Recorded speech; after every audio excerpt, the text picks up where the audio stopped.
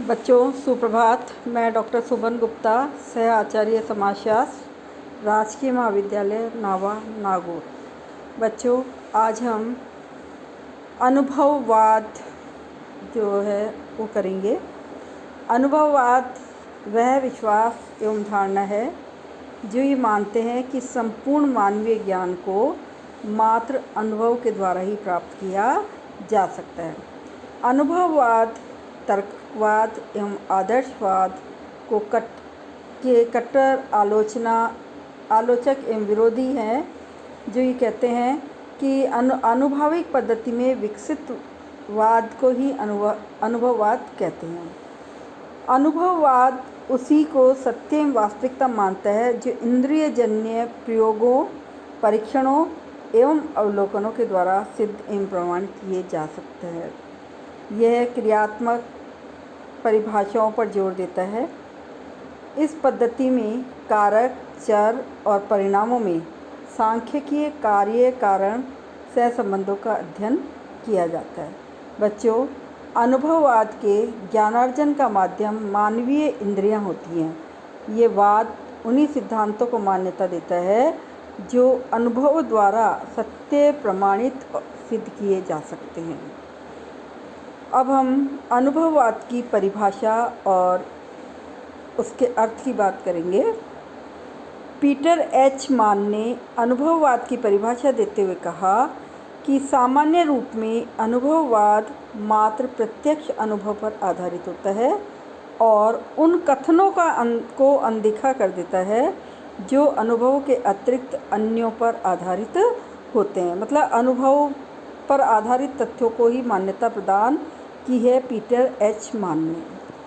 Fairchild जो है, इन्होंने कहा अनुभववाद ऐसा सिद्धांत है जो ज्ञान की उत्पत्ति मात्र अनुभव से बताता है, और आपने कहा है कि अनुभववाद तर्कवाद का विरोधी भी माना जाता है।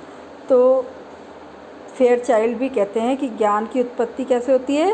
केवल मात्र अनुभव से। नेक्स्ट मिचेल की डेफिनेशन है, और मिचेल कहते हैं अनुभववाद पुस्तकालय का शोध न होकर क्षेत्रीय शोध है, अर्थात किताबों के पर आधारित शोध नहीं है अनुभववाद, बल्कि ये क्षेत्रीय शोध है।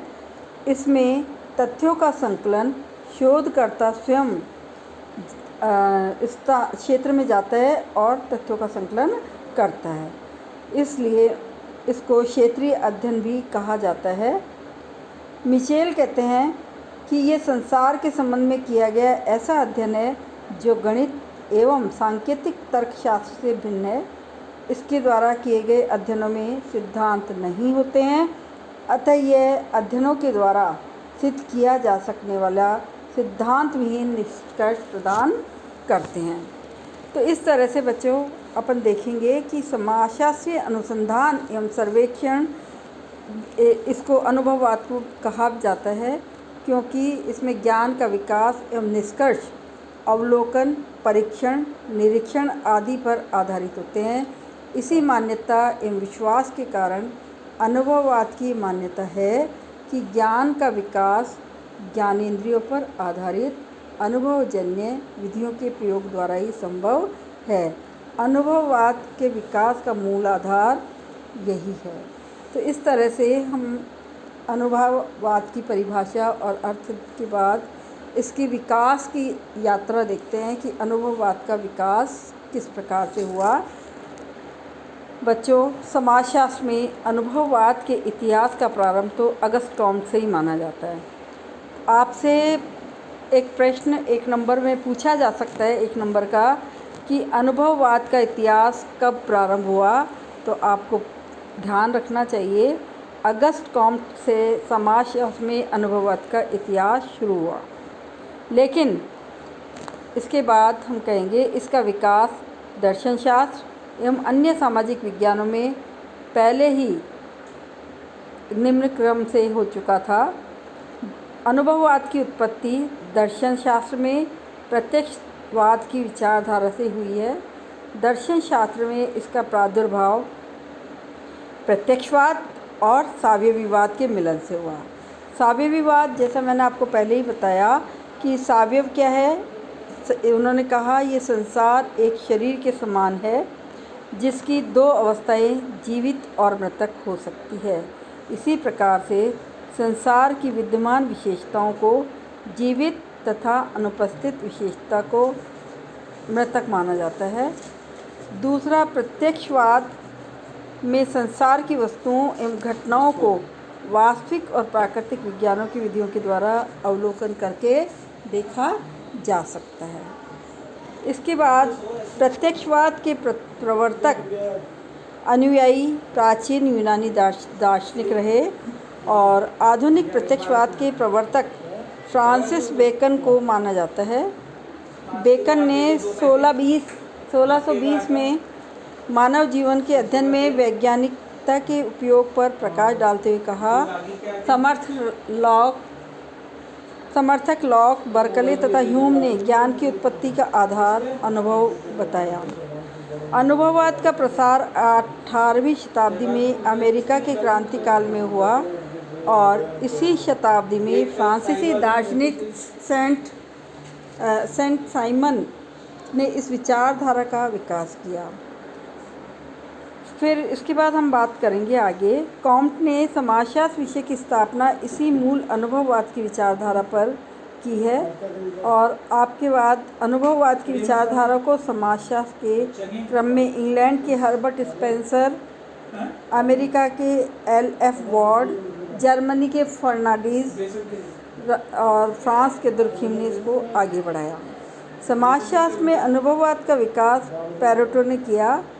18वीं और 19वीं शताब्दियों में अनेक सामाजिक सर्वेक्षण सामाजिक समस्याओं के निदान के लिए विभिन्न देशों में किए गए, जिसने अनुभववाद को सामाजिक विज्ञान के एक महत्वपूर्ण सिद्धांत और अध्ययन पद्धति बना दिया।